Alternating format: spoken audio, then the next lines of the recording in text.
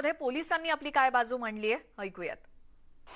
आम्हाला हे माहिती भेटलं होतं की ब्रुक्स लॅबोरेटरीज कडून असं कुठेतरी त्यांनी एक्सपोर्ट ते पाठवणारे जे गुड्स आहे त्याचे कुठेतरी ठेवलेले आहे आणि FDA ची मदत घेऊन ते व्हेरीफाय करत होतं आमची इन्फॉर्मेशन आणि त्यांनी एन्क्वायरीसाठी बोलवलं होतं आणि ते आम्हाला काय माहिती भेटलेलं आहे त्याच्यावर आम्ही पुढील कारवाई करतो। आणि या संदर्भात अधिक बोलण्यासाठी विधान परिषदेचे विरोधी पक्षनेते प्रवीण दरेकरजी आपल्या सोबत आहेत। स्वागत दरेकरजी तुमचं न्यूज 18 लोकमत मध्ये। खरं हा सगळा जो प्रकार नेमका चाललाय तो काय आहे आणि नेमकी घटना काय घडली होती? नाही, आपण बघाल की आज रेमडेसिविर या इंजेक्शन अभावी लोकांचे मृत्यू मोठ्या प्रमाणावर होत आहेत आणि मग राजकारण बाजूला सोडून सगळ्यांनी एकत्रितपणे या संकटावर मात करूया अशा प्रकारचं सगळ्यांचं वातावरण भूमिका ठरल्यानंतर आम्ही मदतीचा हात केला आणि त्याच्यामुळे राजकारण करण्यापेक्षा आपण मदत करूया भावनेतनं। रेमडेसिविरचा काळा बाजार होतोय, उपलब्ध नाही म्हणून देवेंद्रजी फडणवीस साहेबांनी मला त्या ठिकाणी दीव दमनला कंपनीत पाठवलं। दीव दमन कंपनीमध्ये गेलो असताना त्या ठिकाणी त्यांच्याकडून आश्वस्त केलं, त्यापूर्वी केंद्रानं एक्सपोर्टचा साठा एक्सपोर्ट त्या ठिकाणी थांबवलं होतं की हा माल लोकल लेवलला त्या ठिकाणी रुग्णांना देता येईल आणि मग तो साठा आपल्याला द्यावा अशा प्रकारचा आश्वस्त विनंती त्या ठिकाणी केली। तिथून त्यांचं राज्याचे अन्न व औषध प्रशासन मंत्री शिंगणे साहेबांशी बोलणंही करून दिलं, FDA कमिशनरशी बोलणं करून दिलं आणि हा साठा आम्ही त्या ठिकाणी जो काही माल उपलब्ध होईल तो त्या ठिकाणी आणून सरकारला सुपूर्द करणार होतो मदतीच्या भावनेतनं। परंतु या ठिकाणी आम्हाला राजकारण करायचं असेल तर 2 दिवसापूर्वी मी शिंगणे साहेबांकडे गेलो नसतो, रस्त्यावर त्या ठिकाणी टीका करत बसलो असतो, या सरकारचं अपयश त्या ठिकाणी चव्हाट्यावर मांडत मीडियाकडे बसलो असतो। पण त्या ठिकाणी मी शिंगणे साहेबांकडे जाऊन अशा मालकाला घेऊन गेलो होतो, ब्रूक फार्माचे मालक त्या ठिकाणी स्वतः शिंगणे साहेबांच्या बंगल्यावर गेलो आणि त्यांना सांगितलं की या बघा गुजरात राज्यानं या ठिकाणी परवानगी दिलेली आहे एक्सपोर्ट माल विकायला लोकल स्तरावर, इतर राज्याने दिले तसे आपल्यालाही देता येईल। मग त्यांनाही त्या ठिकाणी परवानगी कशी द्यायचं याचं काही आयडिया नव्हती आणि जशीच्या तशी परवानगी त्या ठिकाणी देण्याचं सरकारने ठरवलं, बैठक घेतली, निर्णय केला आणि त्यानंतर रीतसर यांनी अर्ज केला आणि 2 दिवस म्हणजे परवा रात्रीपासून ते काल संध्याकाळी परमिशन मिळेपर्यंत परमिशनसाठी टोलवाटोलवी होत होती। म्हणजे 4 ओळीचं परमिशन, ज्या परमिशनचा फॉर्मॅट ठरलाय, फक्त नाव टाकायचं होतं, ज्या मालकाशी बोलणं केलं, भेट करून दिलं, केवळ राजकारण भारतीय जनता पक्षाच्या पुढाकारानं, देवेंद्रजींच्या पुढाकारानं या ठिकाणी ही औषधं मिळत आहेत एवढाच अहंकार आणि इगो। म्हणजे कालचे सिक्वेन्स आपण बघाल की दुपारी नवाब मलिक त्या ठिकाणी दम देतात, काय आतमध्ये टाकू, साठा आहे ना शोधू, संध्याकाळी FDA मिनिस्टरचा OSDचा त्या मालकाला फोन जातात काय, धमकी देतो काय आणि रात्री बरोबर त्या मालकाच्या घरी जाऊन त्या ठिकाणी 10-12 पोलीस त्याला उचलून त्या ठिकाणी आणतात काय। म्हणजे महाराष्ट्राच्या प्रतिमेला काळीमा लावणारी गोष्ट आहे।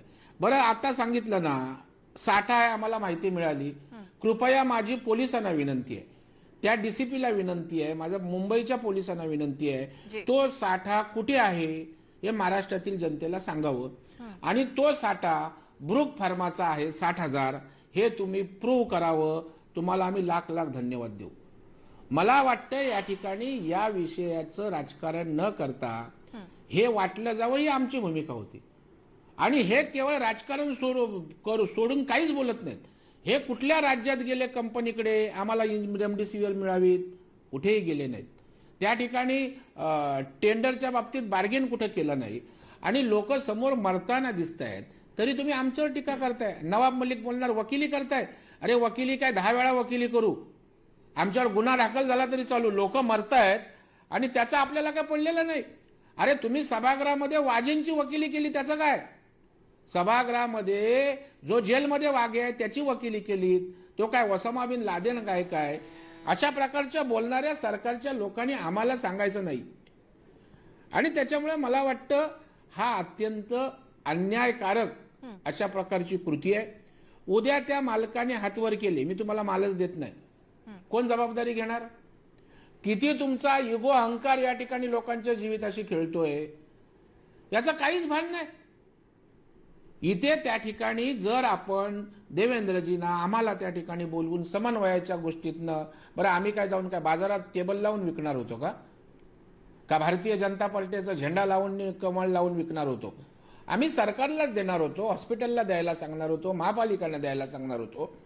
तो ब्रूक फार्माचा माल येणार आणि मग आमची आबरूची लक्तर वेशीवर जाणार, आमचे नाचक्की होणार. या तुमच्या इगो मसाजसाठी ब्रूकच्या मालकाला पण आणता, जुलमी पद्धतीने आणता. मला वाटतं हे महाराष्ट्राच्या परंपरेला शोभणारं नाही.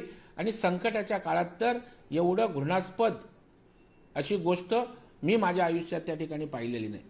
एका बाजूला केंद्राकडं मदत मागायची, एका बाजूला मोदी साहेबांकडे जे जे मागायचं ते मोदी साहेबांनी द्यायचं. लस पाहिजे लस देणं, परवानगी पाहिजे परवानगी द्यायची.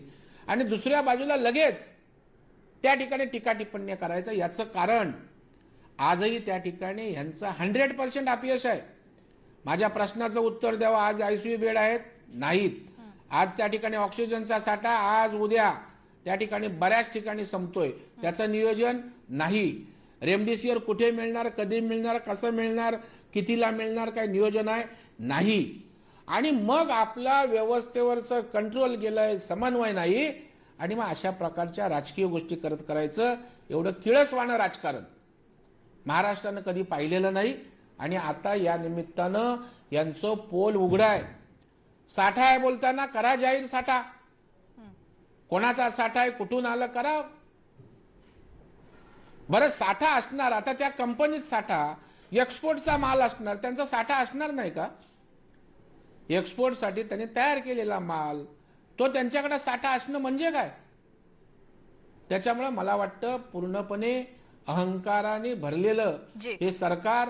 लोक मेली तरी चालतील, परंतु आमचा अहंकार, आम्ही यातनं हे बाहेर यायला तयार नाहीत दुर्दैवानं. बरं दरेकरजी, तुम्ही त्याचबरोबर प्रसाद लाडजी तुम्ही दमणला गेलात, तिथून रेमडेसिवीर आणण्याचं ठरलं सुद्धा.